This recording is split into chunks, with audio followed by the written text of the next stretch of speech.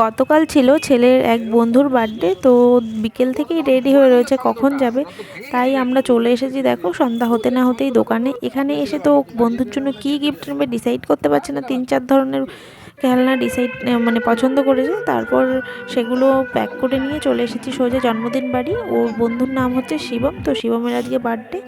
এখানে এসে দেখছি বার্থডে বয় তখনও রেডি হয়নি। তো বার্থডে বয়কেও একটু উইশ করে ছেলেকে এখানে রেখে দিয়ে আমরা চলে যাব, কারণ আমাদের আবার অন্য এক জায়গায় ইনভিটেশন আছে। তো ছেলেকে তাই এখানে রেখে দিয়েছি, ও ওর বন্ধুদের সঙ্গে একটু টাইম স্পেন্ড করুক। তো সেই জন্য এখানে রেখে দিয়েছি।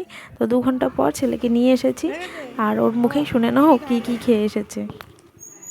কী কী খেয়েছিস? হ্যাঁ, কী কী হয়েছে রান্না? মাংস আর মাছ। হুম। আর হচ্ছে আর কি আর কিছু না। খেয়েছিস? ভাত খেয়েছিস?